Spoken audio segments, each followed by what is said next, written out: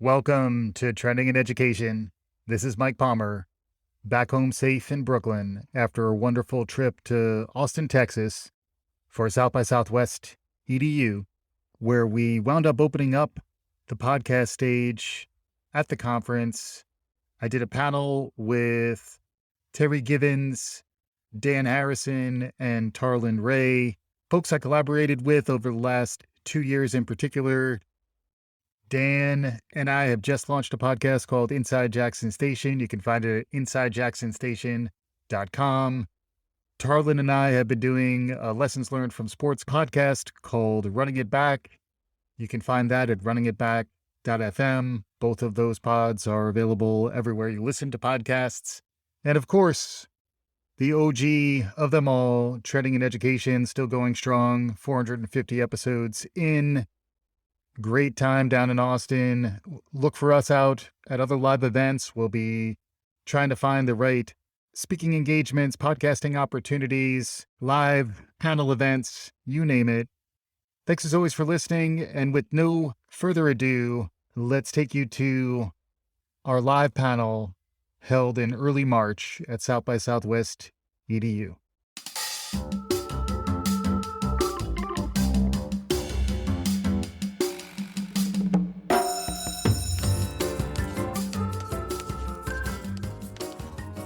Welcome, everyone. This is going to be an episode of Trending in Education, which is a podcast I've been doing since 2016. We've done over 450 episodes. Check it out, trendingined.com. It's a fun conversation. All three of these folks have been guests on my podcast. That's now turned into a couple other shows we're going to talk about a little bit today. 2 years ago, we were supposed to kick off the podcast stage here in 2020. And as you all know, the mayor of Austin had other plans. We wound up not coming until today. So it is pretty amazing to be able to finally come across the finish line. It's great to be in front of a live audience, which is fantastic. I'm joined by kind of a miracle panel. These are my people who I really have worked with a bunch over the last 2 years. So maybe beginning with Terri. Terri, you want to introduce yourself? Yes. So this is Terri Givens. I'm currently in Menlo Park, California, but later this week I'll be heading to Montreal, Canada, where I'm a professor at McGill University. And Mike and I, not only have I been on his podcast, but we did a podcast ourselves called This Week in Higher Education. It still has a lot of relevant content if you want to go back and take a look. Actually, it's kind of fun to go back and reminisce because we would do our little COVID check-ins. Yeah. And in any case, I'm a former professor at University of Texas at Austin, so hook 'em horns. And I'm happy to be here. Awesome. And Terry's written a couple books that we're going to be talking about. Another author on the stage, Dan here. Dan and I went to college back in the 20th century together. And you want to introduce yourself? Sure. Thank you, Mike. I'm Dan Harrison. And as Mike said, we went to college together back in the late 80s and early 90s. Really thank Mike for a lot for bringing this all together. I'm a sociologist, and I currently teach at Lander University in Greenwood, South Carolina. And I've written a couple of books, one of which is available in the bookstore here. It's called Live at Jackson Station, and that's the one we'll be talking about today. My book that I wrote before that was called Making Sense of Marshall Leadbetter, which was published in 2014 by the University Press of Florida. So the Live at Jackson Station book is about this kind of wild blues bar in Hodges, South Carolina, the hinterlands of South Carolina, basically. And it was a very cosmopolitan, tolerant place, a very blue space in a sea of red, in a sea of a surrounding sea of very red conservative culture, run by a couple of gay guys, Gerald Jackson and his long-term boyfriend, Steve Bryant. And for about a decade, Jackson Station was known as being the premier blues club in the state of South Carolina, possibly the Southeast. He just had amazing blues acts, played there. Nappy Brown, the R&B crooner from the 1950s. His career was resurrected in part due to Jackson Station. You had Drink Small, who was a local South Carolina blues artist, played there a lot. You had Fats Jackson, an amazing saxophonist from Atlanta. Other types of music played there. Widespread Panic, the jam band, the Widespread Panic, played there 9 times. They came over from Athens, Georgia, which is about 70 miles away. And for about a decade, it was just this really cool, amazing, inclusive space. In April 1990, the owner, Gerald, was viciously attacked by a maniac in the parking lot with a bush axe and left for dead. The axe went 4 inches deep inside his skull. And the book is essentially a cultural history, a social history of this place, this space, Jackson Station. And I interviewed 65 people who had some connection to the place. And it's really a story about Southern culture, cosmopolitanism in a place which is usually very kind of bigoted and hostile to people who are different. Anyway, so I've been working on this project since about 2014. The book came out in 2021. Mike got wind of it when I was on the Dennis Ball show, of all things. And then Mike reached out to me to see if I wanted to be on Trending in Education. We did. And then we have since spun off this podcast called Inside Jackson Station. So we kind of take you inside Jackson Station. We interview the musicians and other people who went there, and we intersplice some audio from inside the club. And so that's available at InsideJacksonStation.com. We're going to come back to all that. That's good. And then as if he needs introduction, I guess you do. This is Tarlin Ray. Great seeing everyone. Tarlin Ray, founded and co-host of Running It Back with Mike. I like to call that my side hustle. I am the Senior Vice President for BigFuture for the College Board. Truly, this is fun to be here. I'm not used to doing a pod with Mike where I'm not in my pajamas at 6:30 a.m. Pacific time. Yeah. The reason we started Running It Back was it was a way for us to connect at a really crazy time during COVID. March 2020, I ruptured my Achilles. I'm in LA, can't move around. And The Last Dance came out for those who like sports, and in the Chicago Bulls. Mike and I had worked together multiple times in a company called Kaplan. We had one of the most dominant teams called Scorelords in the Chelsea Peer League, where we did come in second, so it wasn't that dominant basketball. And it was a way for us to just connect. And I'd been on Trending in Education and said, why don't we just do a pod and let's talk about the episode. So we did that 4 times and said, you know what, there's a lot of richness to sports. And this is an education conference. I've played sports my whole life. I get a lot of education from not the actual game, but the way that people interact, leadership, management, grit, overcoming adversity. And so we thought we'd not only talk about sports, but run it back to sports moments to see what we can get out of those sports moments. So that's what we've been doing for 2 years. I think we're 45 plus pods in. We just got new hoodies. Which will soon be available to fans. And so no book out. I got the political scientist, the sociologist, and just the dude who likes talking about sports and trying to blend that into a world where I constantly reading nonfiction. I'm reading management books. I have a larger team to run. I'm trying to apply that, even if you're not into sports, into just the way to interact with people, life, and to elevate your EQ as well as your IQ. Yeah. One common theme, I think, among all 3 of these panelists is storytelling. One of the things I think we've noticed a lot is that sports is providing almost like a mythic narrative for us to kind of work out all of the psychic stress that we're going through these days. And a lot of the topics that we wind up talking about, most recently we were talking about the Rooney Rule and the Flores suit. For those of you who are following, Brian Flores sued the NFL. Sports in some ways is a microcosm of the broader world around us. My wife, I call her sports curious, and she is a fan. Like she likes listening to the show. So, more for the narrative, more for those elements. I know, Terri, you're a big sports fan, and we haven't really heard about your books. So I don't know if you can bring sports into your books, but that was a lame attempt at a segue. But yeah. Sports, yes, because one of the things I discuss in my book, Radical Empathy, is my career running track at Stanford University, which lasted only 2 years. But no, sports actually is a very important component of my life. And Radical Empathy is more about how we can bridge our racial divides and work with each other in ways that are more collaborative by understanding each other's stories. But storytelling is such a critical component of understanding sport and education and all of that. And so I use sports in my own way to help people understand how, even though sports gives many of us opportunity, especially from the African-American community, it also has its own issues. So actually, I was been following what's happening in the NFL, Rooney Rule, and it speaks to these broader issues. The reason I wrote the book Radical Empathy is to help people understand structural discrimination.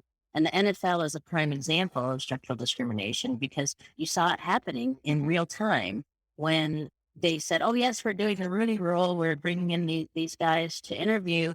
and they had already made a decision. I've run into that many times. I mean, I decided I'm no longer going to talk to headhunters because they'll work with a client who says, "Oh, bring me a Black candidate." So, they'll reach out. I've had this happen over and over where I'll be asked to apply for a position. And then it's obvious that I'm the Black candidate or the woman candidate or the Black woman candidate.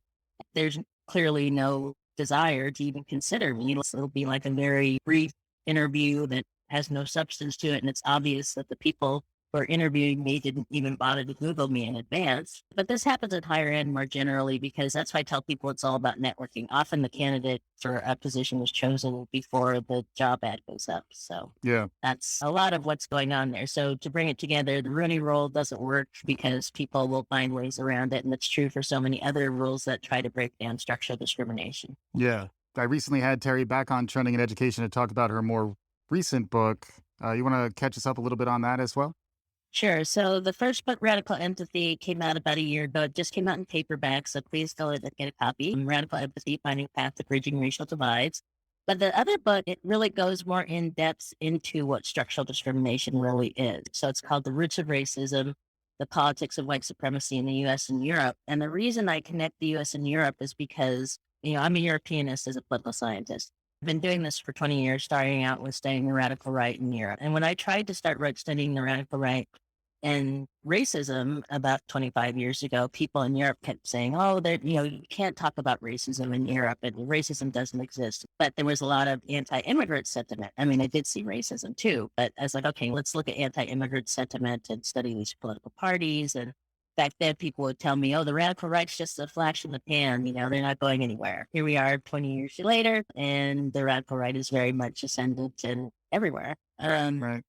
So the bigger issue there is how, even within the field of political science, we don't look at our history. I mean, we don't understand that a lot of these disciplines started, including sociology. How many times have we just ignored Du Bois in sociology? And yet these people, there were all these trailblazers who were doing this work in political science, sociology, who we just ignore and don't talk about our Ralph Bunch and Mirza Tate. And so we pretend that these disciplines are ahistorical, but the reality is that they had very racist beginnings around the time of eugenics. The timing of all of this was in the time of this kind of scientific racism in the late 1800s, early 1900s. And that's why it's so important to understand how race plays a role in all of these different things, and that the ideas about race were being shared, and still to this day are being shared back and forth. It's happening right now in real time, with the Republican Party connecting with Putin and other far right, Geert Wilders in the Netherlands. And the thing is, we also have to understand it's a combination of racism, anti-Semitism, Islamophobia, anti-LGBTQ. I mean, all of these things are very much intertwined, as you're seeing across the country, and this is a huge issue for education. These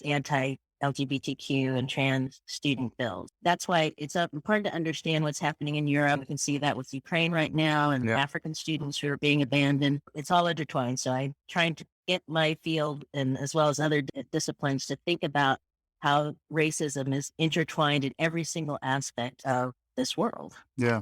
Yeah, it's a good read. I definitely recommended it. And the podcast episode is a nice entree into it too. So if you do want to check out the Trending in Ed conversation that I had with Terri. And I would just say that her research is just so relevant today with everything that's going on. I mean, she mentioned structural discrimination and racism. There's people out there who don't want us even to use that term, who just pretend that it doesn't exist. Yeah. I wanted to pick up a little more on Jackson Station, perhaps as a model. It's somewhat idealized now since it's gone. Yeah, but I got that very much from your book. And then as we were talking to the musicians who played there was a sense of tolerance, and ecumenical is a word that comes up a lot. No, you're exactly right. Jackson Station was known for being a very diverse place. Gerald and Steve, two gay guys at a time when being gay was illegal in South Carolina. It is technically, they still have a buggery statute on the books in South Carolina, which is amazing to think that it's still a felony crime,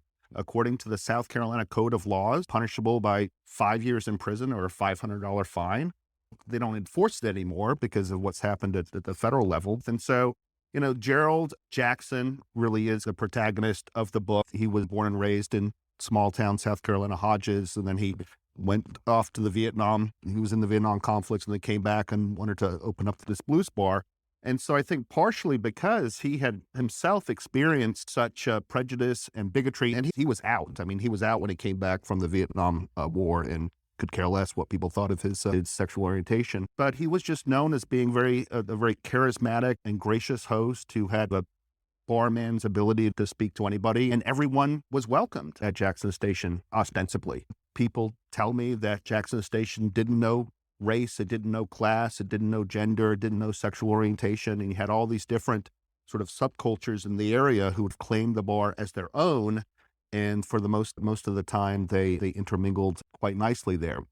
Some people have criticized me a little bit for perhaps, idealizing that story a little bit too much, and that criticism is well taken. I never went there myself, and so I really don't know for sure how diverse and tolerant it was, but I just have to report what people have told me. But Jackson Station was a place where it was all about opening yourself up to new and different experiences, to having interactions and conversations with people who were different from you racially, ethnically, class-wise, even musically.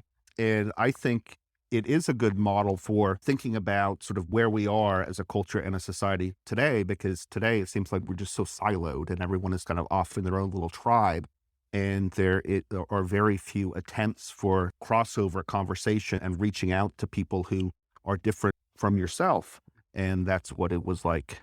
Just a couple of quick notes. It's in a reclaimed railroad depot from the 1870s. The structure is still there. And we're toying with creating a metaverse version of Jackson Station. So anyone out there, put on your goggles, developing that type of stuff, it'd be pretty fun to get there. Tarlin. Before you ask, there are some elements of that, what you're describing, Terri, and it just in sports. It's not full range, but imagine groups of people getting together that are from different backgrounds and have to figure out how to communicate in the locker room. They're listening to different music. They have different tastes, different interests, different perspectives. And you got to come together to accomplish something. To me, that's no different than as you look in companies and organizations, everyone's supposed to be rowing together because this is what the company's about. But you're seeing that's being dismantled. They expect companies and organizations to stand for something. When you're dealing with the team, they're all coming from different perspectives. So you have to figure out how to reach people. Terri, you're being very upfront talking about race. It is really hard to do and not something it's a little foreboding to do that within an organization. So you talk around it, but also need to make sure you can reach people. You don't want people to agree with everything that you stand for, but you have to spend time and have space to understand. For me, that has to happen in sports. You do not win,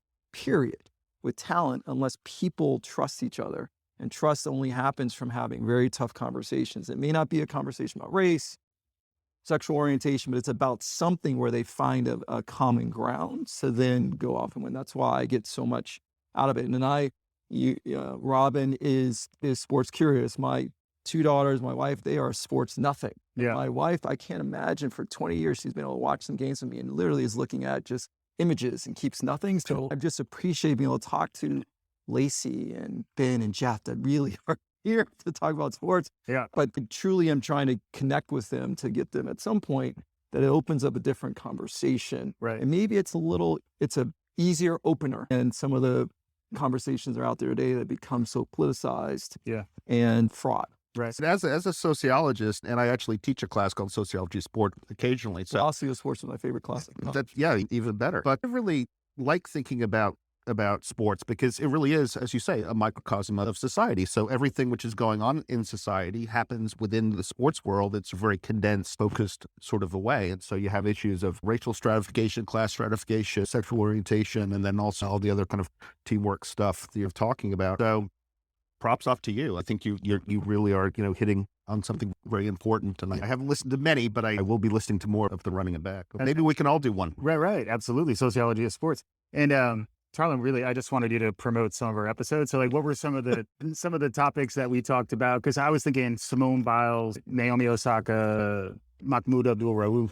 I felt like we covered a lot of interesting stories that don't necessarily maybe get as much coverage. And also, it's frequently tied to when something bubbles up in the collective consciousness because sports stars are media stars. Yeah, we did. For those who don't know, we did Mahmoud Abdul Rauf, formerly Chris Jackson of LSU. He was in the 90s, one of the first athletes not to stand for go out for the national anthem. So everyone knows Colin Kaepernick. We wanted to run it back to him to see what happened to him and so the impact on his career. We talked about Simone Biles, who is the greatest gymnast ever, and for people to question her heart, her dedication, because she had twisties at the time, to say that she didn't have the strength or the grit when she had powered through multiple injuries. And why were people thinking, and was there some race to that? Was it about that she was a female? We touched on mental health, Naomi Osaka, and her strength, which people, because you can't see the injury, is it really the same thing? And people not giving space and grace to that. It was emotional for me, but Tiger Woods is a challenging an athlete, but he was a poster on the wall. Everyone needs posters on the wall of people that you can look up to that have challenged to be the only one of the first people, obviously Lee Elder and others were before him, but in our pod, I did an ode to Tiger, creating these Sunday moments where I was always in front of the TV watching a sport that I didn't grow up playing, but now I play. And also Tiger provided you with a really easy Halloween costume. He did. For years, red shirt, putter, and black pants is so easy to do. Yeah. And then more recently, as we try to provide a perspective, what's happening in NFL kind of pisses me off. And we get a lot of feedback. So we have people, my organization, friends that will write long emails because they're starting a conversation. We hope that the pod starts a conversation. But I just frustrated by what's happening in the NFL with Brian Flores, because I just don't understand how you fire a winner. And when you're winning, it just doesn't compute for me, one. And then two, how there are individuals that are coordinators now that are winning.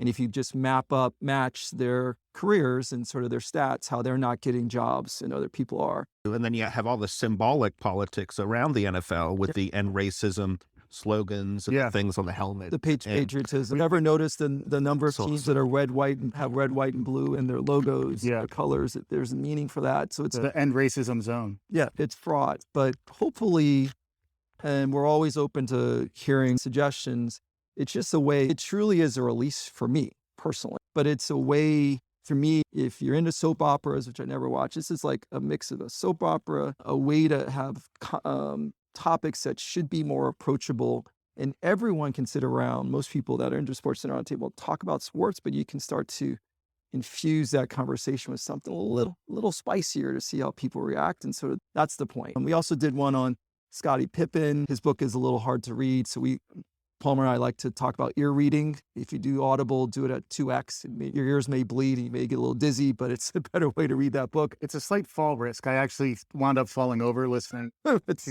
hard to do, but that's the point. So anyone, just come. If you're into sports, explore. We're not into focusing on what's happening now. And my daughter's always asked, why aren't you covering the Super Bowl? I'm like, you had thousands of people talking about the score.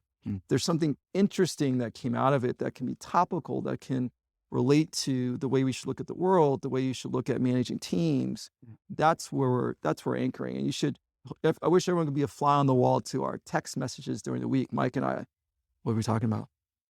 And he goes, one word. I don't know. It's like this random, there's a lot of prep going into stream of consciousness. Yeah, stream of consciousness. But I appreciate you, Mike, for giving the space to do it and allowing for us just to breathe and go in directions that it's going. Yeah, and I kind of wanted to pivot in that direction too, where for me, my day job is more podcasting and producing these types of things for people.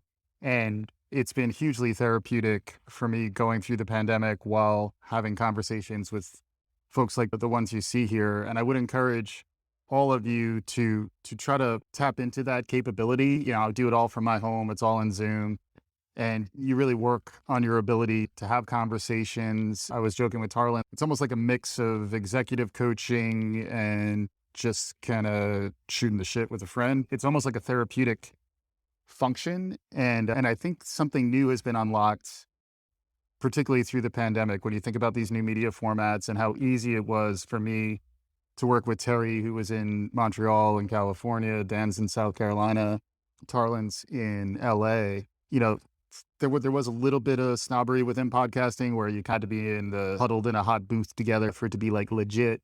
I think that's pretty much gone now. And these formats are really emerging and evolving. And especially if you think about them from an educational context, all the demographic data is showing that, podcasting is growing, particularly among younger demographics, especially if you look at Spotify and YouTube, which, are predominantly the major part of your listenership is 18 and under, 25 and under. And those are also areas that are growing.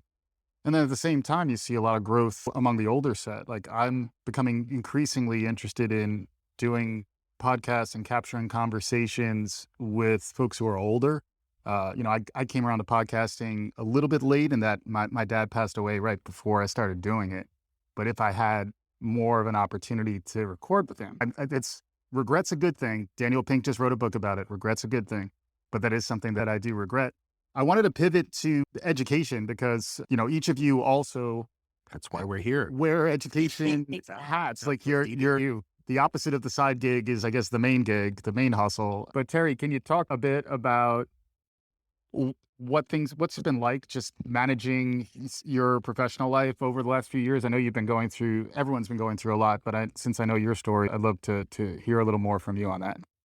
Yeah. So 2 years ago, I was getting ready to launch my new company, the Center for Higher Education Leadership at South by Southwest EDU. We actually did end up doing our Shark Tank with Goldie Bloomistic from the Chronicle of Higher Education, but it was a big blow. Yeah. We were all ready to launch these new online courses and and then just everybody was consumed, myself included, with COVID. And so instead of just launching the company as we planned, we launched a series of podcasts. See, at the time, they were live webinars that we recorded, of course, and just trying to be of service to higher ed, to talk about going online with teaching, how to stay safe. I had my first guest was a friend of mine who's a virologist at Portland State University, Ken Stedman. So we brought in people who could be of service to people as we were trying to get through those first few months, which extended into, of course, a couple of years.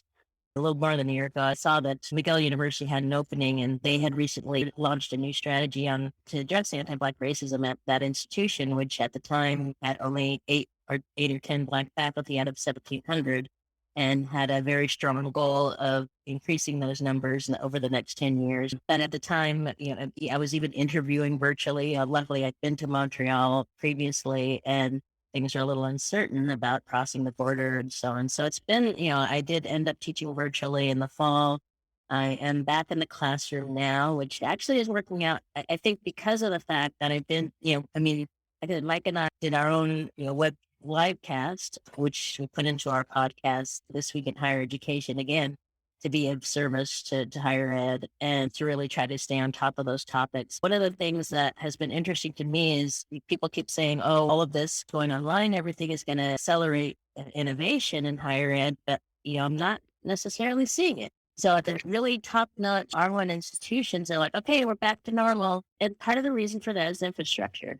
I'm teaching in a classroom at McGill University. It's a normal classroom, and I have to bring in my own laptop and camera. I use my AirPods so that I can walk around the classroom. So the students we're trying to do hybrid in a classroom that's not set up for hybrid, hoping that the students can hear the other students through my AirPods. And it's really an interesting situation that for the university is everybody's been basically trying to tread water these last 2 years. And now that many institutions are back to close to normal, they are trying to figure out what does this mean?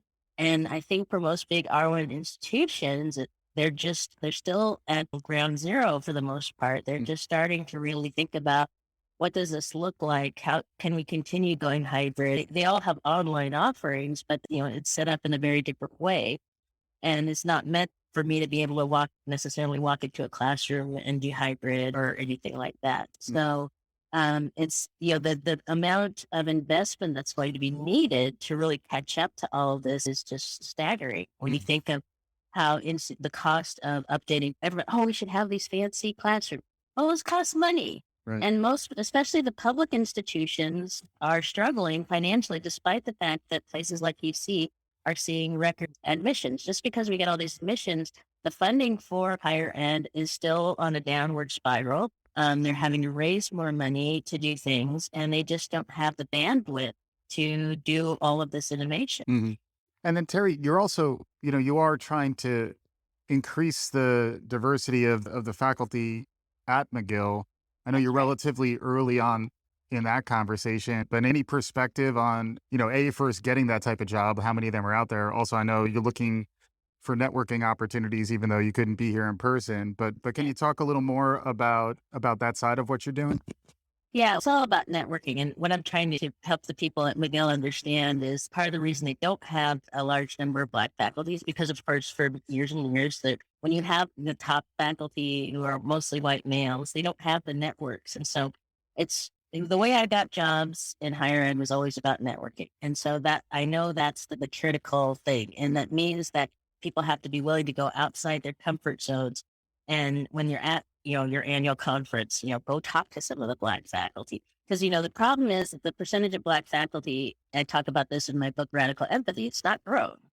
And so what ends up happening, and what I'm trying to avoid at McGill, is we just go, okay, well, they have a really good Black faculty member there over at Tier 2 university. We're going to go poach that person who's doing Tier 1 Right. like type work. And instead, we need to be building the pipeline. So one of the things I've been trying to do is connecting with, you have to start in undergrad, get kids interested in going to graduate school. And then you have to, and we do that in political science. We have several programs, including the Rock Punch program for undergrads to have an experience doing research and thinking about going to graduate school. But those need to be huge program. They're tiny right now. Yeah. And so anyway, teaching people how to network, how to find the scholars, how to reach out, and then the next big challenge is once they get in, helping them, retention. So actually that's my big project I'll be talking to my provost about in the next few weeks is retention, because we are not, in general, in higher ed, don't do a very good job on retention because we just assume,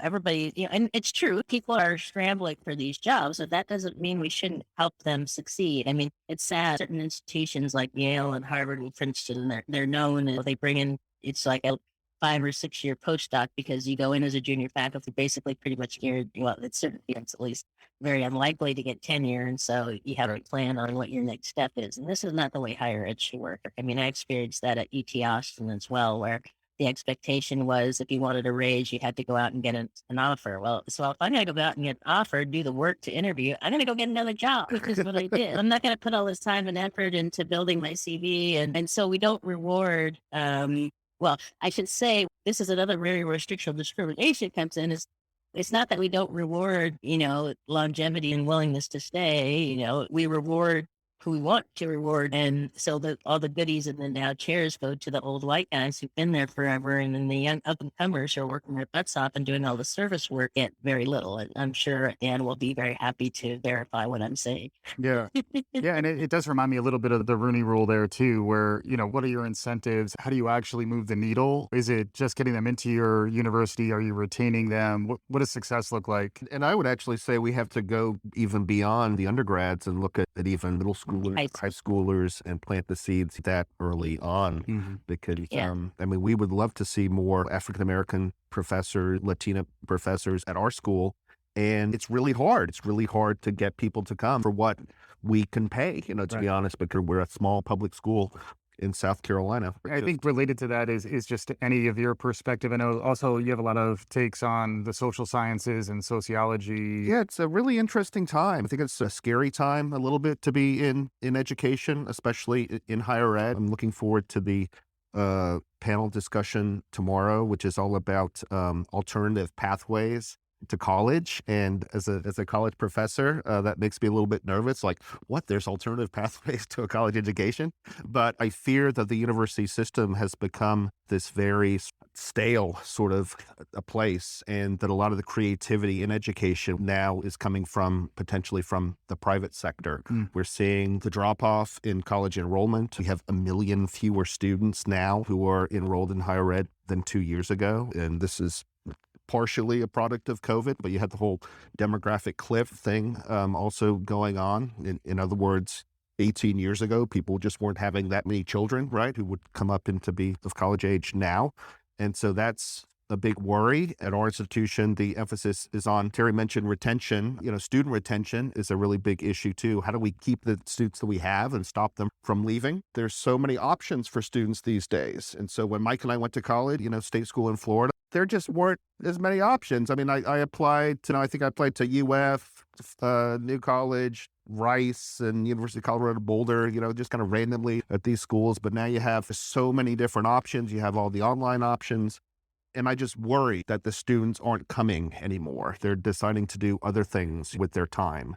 And college has gotten very expensive, obviously, too. I mean, we're a state school and tuition and board is like $20,000 a year, which in my mind, that still sounds like a private school education to me because of my generational experience. And you compare that to some of the new models of you get a paid internship right out of high school and you're guaranteed, you get $45,000 a year and you're guaranteed a job on the other end. Those models are pretty appealing, especially if you're an 18-year-old and you might not even get through and you're going to be burdened with debt if you do wind up going to higher ed. And we're also losing the males in particular. I mean, if you look at the gender breakdown, it's the males who aren't coming. Yeah. And so there has been a gender imbalance in higher ed for a long time, but it's becoming even more skewed towards women. And some people are very concerned about that. If you sort of assume kind of the heterosexual kind of normative model of that college has been a place where a lot of women will meet their future husbands and partners and so on and so forth. That's not happening as much anymore. Right. I want to bridge it back to Tarlin because one of the interesting things that I haven't seen a lot of work done on is the impact of what's happening in college sports and men. And because of Title IX, we're seeing actually a reduction in men's sports because football takes such a huge number of spaces. So if schools have a football program, they end up cutting a lot of other men's sports because they have to have equal access for women. And it's not necessarily obviously sports that means men aren't going to college as much. The largest percentage of any group going to college these days is Black women, but they're also taking on a huge amount of debt. That's another thing that's playing into it. And to bring it back to the sports issue, I think that we're going to see more and more of a decline in football because it's too expensive in higher ed. And then just, problematic in terms of having, enough sports for both men and women. But I'd love to hear your thoughts on that, Tarlin. It's interesting because I had buddies who played college sports. They weren't necessarily in the dominant sports, and then they're seeing reductions across the board. If you read, there are crazy articles about, not crazy, but parents who will start to get their kids early into certain sports where the squash and others, because that's the opportunity to get to college. And those opportunities are shrinking. If you're starting to prepare let's say your son early, they become almost like trying to get to the NBA to make it into one of these, the supply is shrinking across the board. And so then male athletes in particular, will start to point to Title IX and saying that it's having impact on ability to get in college. So it's actually a topic Palmer, you and I talked about. One, I want to talk about the women's soccer and what's happened with the national team. But this is definitely a topic, Terry, you want to talk about. You may get an ask to join us to have this conversation, especially as I know you're a former track athlete. I do want to touch on something you said that I don't want you to be afraid, but you should be a little afraid. And fear is a good thing, right? My background, fear is a great motivator. Yeah, I went to the College Board September 2020. Interesting. Going to a 1,600-person organization where you don't meet anyone for about 12 to 15 months. And I went in because I have a background. I used to run boot camps. And if you've heard of boot camps, 12, 16 weeks, you teach adult learners how to code. And those are helping individuals cycle into the job today and tomorrow. There's a stat back in 2015, there'll be 1 million open software jobs, and you're only producing 40,000 consumer science grads a year. So how are we filling those jobs? And the individuals who would come to us, they had backgrounds in various colleges, they had great degrees, but they were massively in debt, and they're like, I'm going to take off this 12 weeks and then try to cycle into a new career. When I went to interview at the College Board, I asked 13 people whether or not everyone should go to college. And the best answer I got was from the former president of Vassar. She said, everyone should be able to have an opportunity to go to college independent of who their parents are, but it doesn't mean their first step should be to college. So I talk about first step. If you use an SAT, it's going digital, there's test optional versus test blind. I think the test optional movement, giving students' choice is unbelievable. That's all you want is for students to have agency in this process, which I have a 9th grader, soon to be 10th grader. She's talking about what they want to see on my resume, what they want to see to go to school. So I just love the fact of giving students choice. If you use the SAT as a proxy, 45% of students who take the SAT are deemed college ready, yet 72% go. We have been marketed since the 60s, like you need to go to college in order to win. So those who don't go to college and someone says, I'm going to take a gap year, I'm going to do something else, it's almost as if they're already losing. And so it's funny, when I interviewed with these 13 people, there is a receptivity, and this is my group, BigFuture, going after the ability for someone to understand their path post-high school. So we have restructured. We've had a BigFuture college planning tool since 2007. I've come in, we're really restructuring. We're making better wayfinding on our sites. If you go to BigFuture, there's plan for college, pay for college, and explore careers. Because why can't a student at some point, which doesn't exist today, say, you know what, if they take the SAT instead of our PSAT, instead of getting a score report back that says practice more, what if it said, you're interested in science, did you know there's a 2-year certificate program in nursing in your area and you can make this amount of money? Why isn't that a win? Why isn't vocational is not a pejorative term? My dad is from a small town in Mansfield that used to have 2 booming manufacturing facilities. There was a regular track, a vocational track, and a college track. Now all Mansfield, Ohio is known for the prisons there. Have you ever seen Shawshank Redemption? That's one of the prisons that's in Mansfield, Ohio. So his buddies in the vocational truck, they were great. They were loved. They were going into factories. They were going to use their hands. They got great pension. They were winning. My dad was the first one ever to go to college in the family, and he took a totally different path. We're trying to create that optionality for people. So you go vocational, you go 2-year certificate, you go a boot camp. We're all winning because we're not all on the same path. And that, when I say you should be afraid, not everyone should go to college. It doesn't mean they're not capable. It doesn't mean that their life can't be great. But why can't you choose what makes the most sense? I talk about having click moments. Not everyone has a click moment. When I was 5, I'm the son of a teacher, son of a lawyer. I always loved school. My mom said, you come home, you get a snack, you got to do your work. My sister came home, who knows what the hell she was doing. 5, I came home, got a snack, had a little assignment. I packed the homework in my backpack and put it at the front door. Mom said she never talked to me again. So people have click moments. It doesn't mean we all need to click. School sucks at times. Why am I studying this? So you should be taking students that are ready for that experience, that are ready to explore that class. I wish I was there to take your class. But other people, we need to create pathways and optionalities for them to do other things, because that's the way they win. I think you're exactly right. There's also some reframing of the conversation too. Like if you look at how long we're living and the opportunities to re-engage and upskill, reskill, we have this notion of, 18 to 22, 18 to 24 is this one window of time when you can actually get your upskilling and your education, when in reality, we all need to continue to upskill. I did want to open up to the audience because we're running out of time and we don't always have an audience. I know Tarlin did build rapport with the audience earlier. Hi, Lassie. I was also here, but he was building rapport. And if anyone has questions, I believe we had a microphone somewhere. Or comments. I just want to chime in a little bit on the question of people go to college. And it's interesting because a lot of people will say, oh, colleges passe are the same ones who are sending their kids to the top-ranked colleges.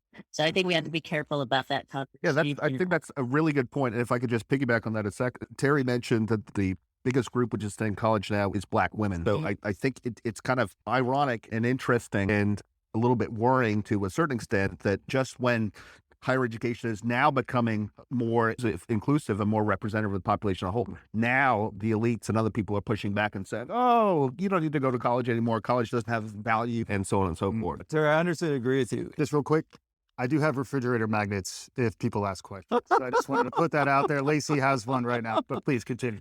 But I 100% agree with you. It's going to college where we were thinking about all students. So we actually have a segment called Real Talk, where we actually have virtual events just for Black students and families to understand what it means to go to college. So when I make that statement, I don't make it flippantly. I think college, I got so much from college. It's just I think we label people if they don't make the step. And what frustrates me is people do make the step and then they don't finish, which means they have a year or two under their belt and massive amount of debt. And then they aren't able to then cycle that into, what do I do with it? So it's a complicated clickbait statement. I'm just trying in the small realm that I'm in to make sure that people understand there are other ways, other things that may connect to their skill set, whatever you're using to gauge their capabilities, whether it's an assessment or their readiness, whatever it is. Because the one thing I will say that, at least for my daughters, to go and just go to find yourself, I think that may be the statement where people feel more pressure to figure out what the return is.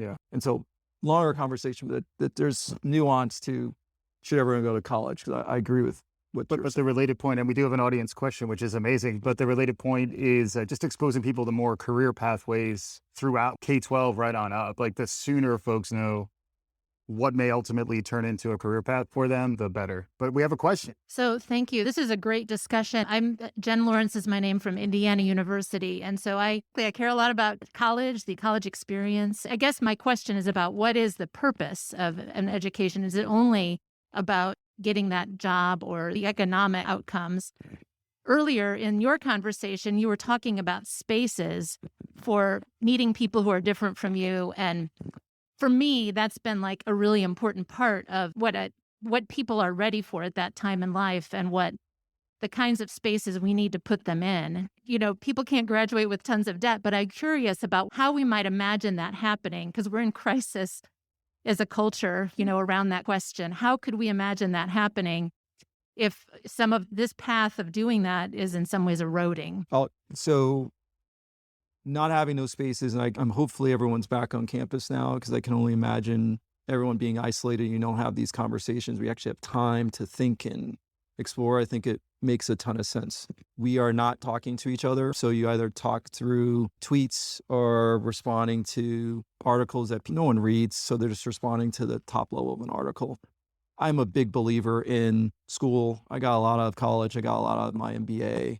I learned more from the people that I met there, and I use them as my own personal board of advisors. The question is it's not a they shouldn't, but it's a when. And to Mike's point, can you extend the opportunity, the cycle for when someone might think about becoming a college, going to college, or can we truly be lifelong learners?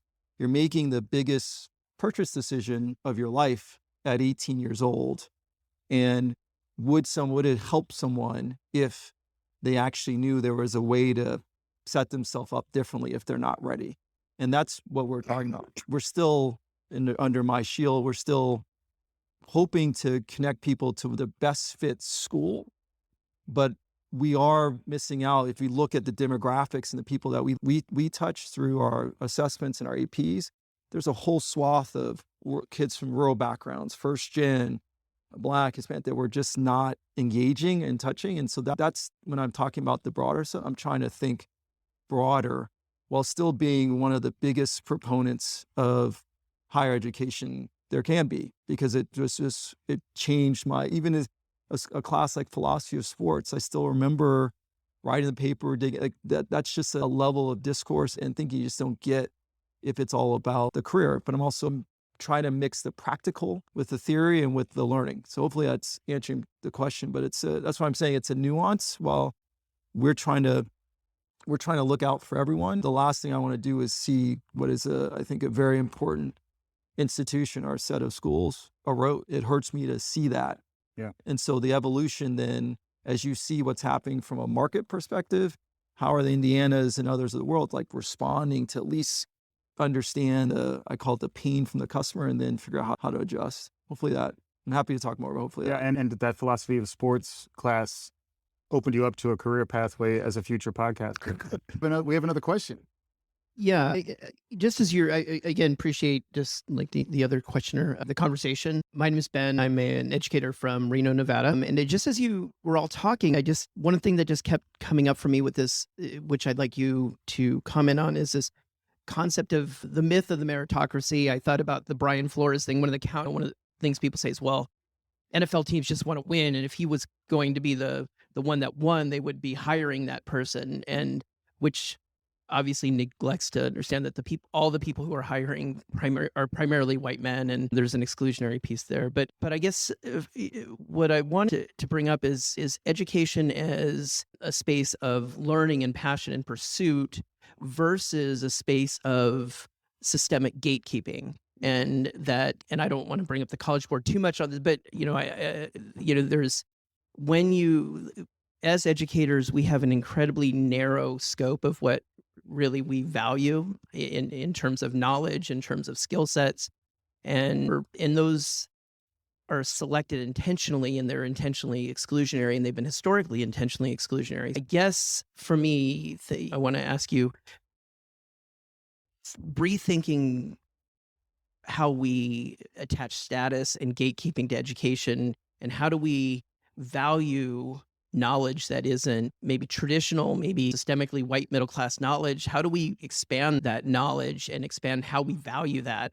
Number one, we have to be intentional, and we have to get people to understand and agree that, the status quo is not acceptable.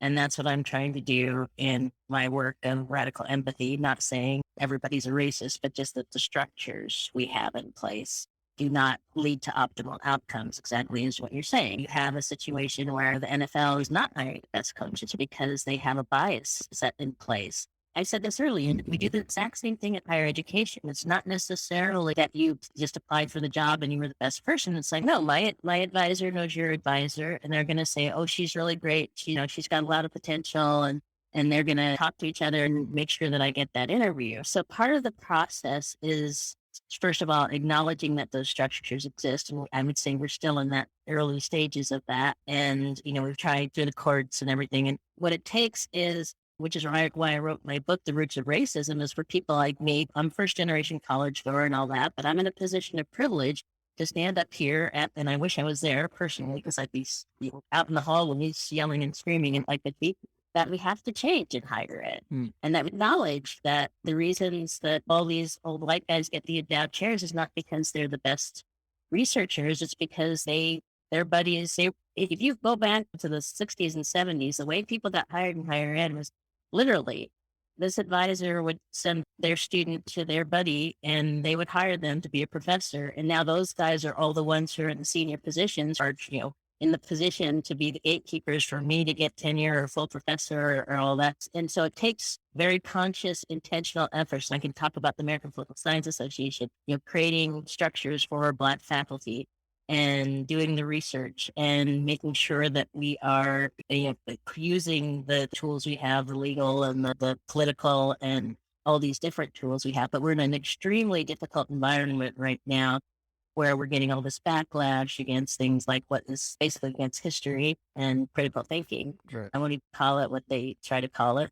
And so if you're getting people saying we don't even want to teach history and critical thinking in the schools, it makes it that much harder to do that work. But the reality is, I'm calling for all people of goodwill to get out there, especially white people, because you have more privilege, and be out in front and call it as you see it, and make sure that we are doing things in a way that allows for, we need to change the whole taxing structure so that K through 12 is properly funded, and then, stop the underfunding higher education. We're actually in a stage where we're just trying to preserve these things right now because they're under such horrible attacks. Yeah. We all have to step up and vote and make sure that we're telling our politicians, don't listen to these, 5 parents over here. Listen to the thousands of parents over here who want their kids to get a good education. We're getting close to time, but I would say the other space to look at is the private sector, boot camps, a lot of the stuff that Tarlin was talking a little bit about earlier. If you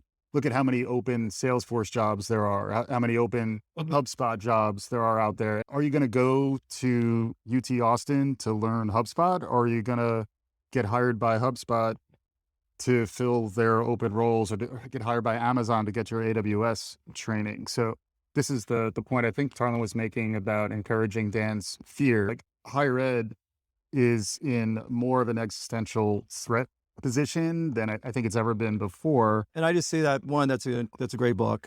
Two, the fear is not because you want it to go away.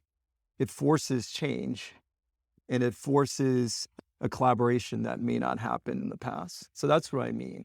I want the institutions to be there, to be vibrant. It's how we're strong and how it creates opportunity for everyone. But they're just going to be appendages to it that you may not get everyone at first shot coming out of high school. And that's okay. Right. You may open up and say, but I'm going to get you, I have a way to engage with you later. Or you have public-private partnerships. Yeah. That's what I mean. And I think what you mentioned, engagement, I think is what it's all about, because I think many of the students who are coming up today, 18 to 22, that's a very delicate time. It's a time when people go through a lot of change. And I think that's part of what question was, the idea of like college being a rite of passage, right? So it's not just about getting the credentials and getting the job, but it's all about you trying to figure out your pathway, your destiny in life. And I think to your point, Tarlin, we need more people connecting with the younger generation at an earlier point to help them and guide them so they can figure out exactly what to do. Yeah. But they're not necessarily getting it in the K through 12 system, and they're not necessarily getting it in higher ed either. And I think your point, the myth of meritocracy, I think you're exactly right. We have more and more students graduating with debt, 37,000 now in debt. It takes a long time to pay that off, The other thing I've heard you talk about, Tarlin, is the entrepreneurial spirit and how particularly educators who are here at this conference are of that mindset, be the change you want to see. There are ways in which you can actually affect change at a local level, particularly if you have those touch points with the rising generations. Even some of the stuff that Dan was doing around writing this book about a blues club, there's a level of risk that you took on and entrepreneurial mindset. I think the idea that you get a safe gig and you can just ride it, both for those of us middle generations on up, but then also for the rising generations, those days are gone. And I just think education has been a little bit insulated, so may not necessarily have felt the fire. But I do feel like the last couple of years have really turned that upside down. Awesome. Thank you. Thank you to our panelists. Thanks to our audience. Thank you, Terri. My pleasure. You'll be here next year. All right. And with that, we'll bring this episode of Trending in Education to its conclusion. Thanks again to everyone at South by Southwest EDU, Ron Reed, Greg Rosenbaum, Liz Stein. Couldn't have done it without y'all. And of course, thank you to Tarlin Ray, Dan Harrison, and Terri Givens, who have been fantastic collaborators with me over the last 2 years, weathering the pandemic and continuing to crank out content. It was amazing to get with people in person, to ease my way back into a conference experience. Hopefully things continue to move in a right direction and we can get together a little bit more and benefit from the serendipity of the conference experience. I know I certainly felt that way coming away from South by Southwest EDU. Let us know what you're thinking. Write us a review. Tweet at us at Trending in Ed. We're at trendingineducation.com. We'll be back again soon. Thank you as always for listening. This is Trending in Education.